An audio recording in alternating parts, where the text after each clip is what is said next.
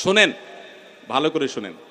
প্রথম কথা হলো যে মোহর দেওয়া ছাড়া স্ত্রীকে স্পর্শ করা হারাম, এ কথা ভুল।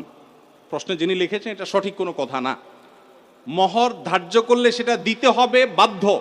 আল্লাহ বলেছেন ওয়াতুন নিসা সাদুকাতিহিন্না নিহলা, তোমরা তোমাদের স্ত্রীদের মোহর পরিশোধ করে দাও, তাদের প্রাপ্য অধিকার এটা দিয়ে দিতে হবে, এটা ক্লিয়ার। তবে সে দেওয়াটা আপনি নগদও দিতে পারেন, পরেও দিতে পারেন। তবে মেয়েরা একটা মাসালা জানে না। যদি মেয়েরা মাসালা জানতো বাসর ঘরে ঝুলে ফেলতো আপনাদেরকে। মাসালাটা হলো, যদি কোনো মেয়ে দাবি করে যে মোহর যা ধার্য হয়েছে, আপনি আমার স্বামী, সবই ঠিক আছে, আগে মোহর ফেলেন তারপরে সামনে আগান, এটা যদি কোনো মেয়ে বলতে চায়, ইসলাম তাকে সম্পূর্ণ সেই অধিকার দিয়েছে। কিন্তু আমাদের সমাজে মেয়েরা মাসআলা আমার কাছে শোনার পরও বলবে না। এটা কেন বলবে না?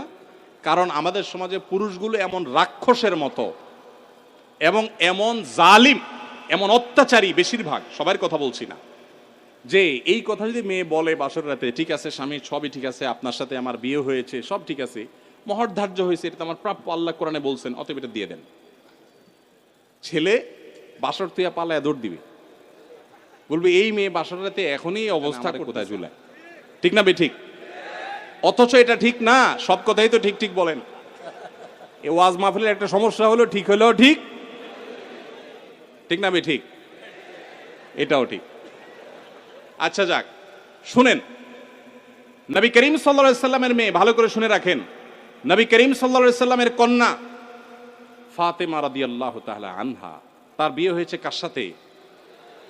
আল্লাহু আকবার, আলী রাদিয়াল্লাহু তাআলার মতো ইসলামের খলিফার সাথে তার বিয়ে। ফাতেমা রাদিয়াল্লাহু তাআলা আনহা তার বাবা নবী করিম সাল্লাল্লাহু আলাইহি সাল্লামকে বলেছেন, বিয়ে হয়েছে আব্বা ঠিকই আছে, বাট আমার দাবি হলো মোহর যেটা ধার্য হয়েছে সেটা যেন আমাকে আগে পরিশোধ করে দেওয়া হয়। আজ আমাদের সমাজে মেয়েদের সে অধিকার দেই আমরা? এই সমাজের সবচেয়ে বেশি অবিচার আমরা পুরুষরা মেয়েদের প্রতি করে থাকি।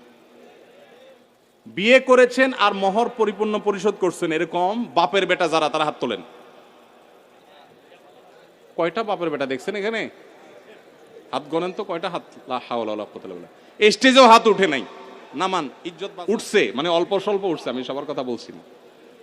আমি দিয়ে দিয়েছি আলহামদুলিল্লাহ, আমি হাত উঠেছি। কিন্তু শুনেন, বাকিরা হাত উঠেছেন তার মানে কি সব অবিবাহিত? মোটেই না। কিন্তু মোহর দেন নাই। মোহর যদি ধার্য হয়ে থাকে তাহলে সেটা দিতে হবে, কথা ক্লিয়ার। মোহর না দিলে স্ত্রীকে সেটা হারাম হবে, হারাম। আপনি পাওনাদারের পাওনা না দিলে যেরকম হারাম হয়, স্ত্রীর মোহর না দিলে সেটা গুনাহ হয়। হ্যাঁ, পাওনাদারের পাওনা যেরকম আপনি সময় নিয়ে তার কাছ থেকে 1 বছর 2 বছর পরেও দিতে পারেন, স্ত্রীর মোহরটা এরকম পরে দিলেও আদায় হয়ে যাবে। বাট যদি না দেন, মেরে দেন, যে আর স্ত্রীর আর কি দিবে, সেটা আমার ঘরওয়ালি, তাহলে কিন্তু আপনি ধরা খেয়ে গেছেন। কথা কি বুঝে আসছে? অনেক আমাদের দেশে মেয়েরা এত সহজ সরল। অনেক ছেলে আছে এমন বাটপারের বাটপার, বাসর রাতে বউরে বলে, দেখো এখন মোহর তো ধার্য করছে মুরব্বীরা 10 লাখ, আমি তো 20,000 টাকা বেতনে চাকরি করি, কোত্থেকে দিব এত টাকা? তবে আল্লাহ যদি বাঁচায়, এই তো কয়দিন পরে ইটালি চলে যাব, কত টাকা আসবে, সবই তো তোমার। এইসব ফুসলানো কথা শুনে বেশিরভাগ সহজ সরল মেয়েরা বলে ফেলে, আরে কি বলেন, মোহর তো আমার লাগবে না, এসব কিছু আমার কিছু লাগবে না, এই মাফ করে দিল আর কি, ধরাটা খাইলো। এই জন্য সহজ সরল মেয়েদেরকে ধোকা দিবেন না। এখন কথা হলো, বাপ মা বেশি ধরে ফেলছে, কি করবেন? আমি এটা এর আগেও বিভিন্ন জায়গায় বলেছি, বুদ্ধি খুব সোজা, শিখাই দিব। যদি মোহর বাপ মা 10 লাখ 20 লাখ ধরে থাকে, এখন আপনিও রাজি হয়েছেন, আপনি রাজি হয়েছেন কেন? আমার বিয়েতে মোহর নিয়ে যখন আলাপ হয়, আলহামদুলিল্লাহ আমি নিজে কথা বলেছি, আমি বললাম দেখেন এর বেশি আমি পারবো না, আপনি অযৌক্তিক একটা ফিগার ধার্য করবেন, এটা আমি পারবো না, আমি যেটা পারবো সেটা দিব। এখন আমাদের সমাজে মোহরটা হয়ে গেছে ফ্যাশন। 10 লাখ 20 লাখ 50 লাখ, ওই ছেলের পেটের উপরে পাড়া দিলে 500 টাকার নোট 2-4টা বাইর হবে না, কিন্তু মোহর হলে 50 লাখ। আর মেয়ের বাপরা, অনেক মেয়ের বাপরা বিয়ের মহরানা বিশাল বড় একটা ধরার ভিতরে বিরাট বড় বাকাওয়াতি মনে করে। অনেক মেয়ের বাপরা এরকম করে। হাদিস শুনেন মেয়ের বাবারা, নবী সাল্লাল্লাহু আলাইহি ওয়াসাল্লাম বলেছেন, ইন্না আযমান নিকাহি বারাকাতান আইসারুহা মাউনা, সবচেয়ে সেই বিয়েটা বরকতময় হয় যেই বিয়েতে মোহর সবচেয়ে কম হয়। ভালো করে শুনেন মেয়ের বাবারা, যেই বিয়েতে মহরের পরিমাণ কম ধরা হয় সেই বিয়ে বেশি বরকতময় হয়। আমি এর আগেও বিভিন্ন মাহফিলে চাক্ষুষ হাজির করেছি। যারা মুরব্বী আছেন এখানে, খবর নিয়ে দেখেন 10 টাকা 15 টাকা 20 টাকা মহর ধার্য করা হয়েছে। আপনি বলবেন সে আমলের 15 টাকা, বুঝলাম সে আমলে 15 টাকা, এখনকার 15,000 টাকা বা 1.5 লাখ টাকা, এর বেশি তো না। তখনকার 15,000 এখন 15 কোটি সমান তো আর না। কিন্তু তখনকার ওই 15 টাকার বিয়ে যতটুকু টিকছে, এখন 50 লাখ টাকার বিয়ে অতটুকু টিকে না। অনেক বাপমা মনে করে এটা বোধহয় বিয়ে টিকানোর একটা উসিলা, এই জন্য যত বেশি ধরবো বিয়ে তত টাইট হবে। না, এগুলো সঠিক কথা না। এটা প্রথম কথা। দ্বিতীয় কথা হলো 15 লাখ 20 লাখ 10 লাখ 50 লাখ বাকাওয়াতি করে জাহির করলেন, আপনার মেয়ে 1 টাকাও পাইল না। মানে কি? যতটুকু ধার্য করা হবে ততটুকু দিতে হবে।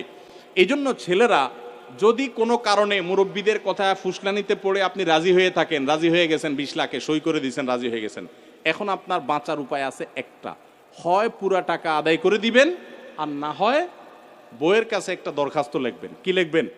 দরখাস্তে লিখবেন, বরাবর প্রিয়তমা স্ত্রী, বিষয় মহর মওকুফের আবেদন, যথাবিহিত সম্মান প্রদর্শন পূর্বক নিবেদন এই যে আমি অমুক অমুক আপনার নাখান্দা স্বামী